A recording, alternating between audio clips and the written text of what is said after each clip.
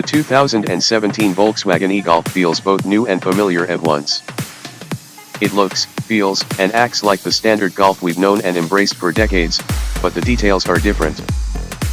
Obviously, the Golf's 1.8-liter turbocharged sweetheart has been replaced with a 100 kilowatts electric motor and a 35.8 kilowatt-hour lithium-ion battery. There are small blue accents both inside and out signifying the car's green intentions. The wheels are flat 16-inch designs made to improve the car's aerodynamics. The tachometer has been replaced by a power meter. The core is still here. It still packs a clean cabin with excellent materials. The battery pack doesn't take up any additional cargo room. It's still a Golf, just a little more quiet than we're used to. Senior Editor, Green John Belt Snyder. Historically, I've enjoyed various iterations of the Volkswagen Golf, particularly the GDI, of course, and the TDI. Every time I get in one, it feels familiar. The same was true when sitting in this e-Golf for the first time. I immediately felt like I knew the car. The controls, the handling, the layout, even the gear selector all felt natural.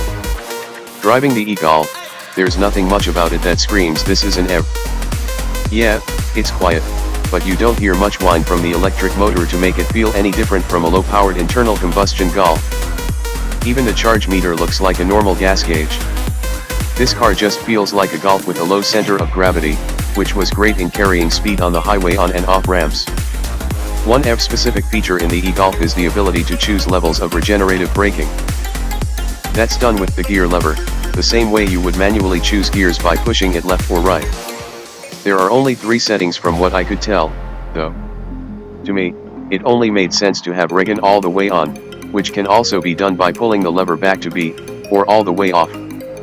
And the highest level of regen wasn't enough for one-pedal driving. I would like to have that option, at least.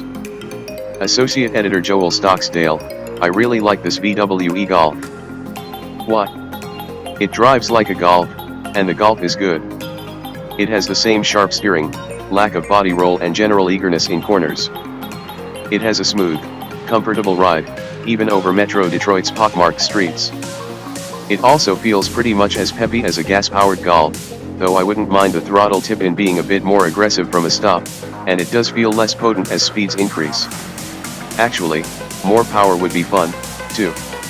The chassis can certainly handle it.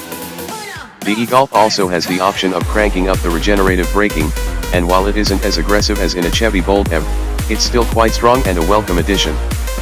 It's just as good inside, too. It looks and feels just like a normal Golf, complete with the highly responsive and easy-to-use touchscreen infotainment. The batteries don't seem to have encroached on the luggage area, either, so you can stuff as much stuff in this as you can a normal Golf.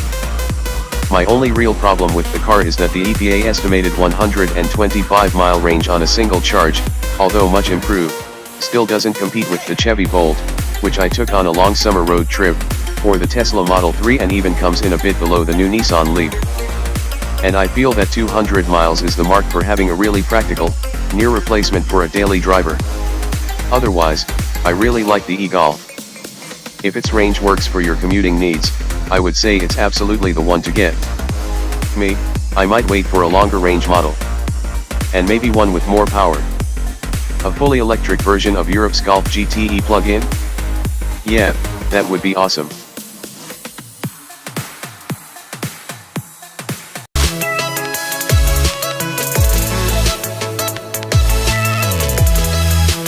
Don't forget to subscribe here.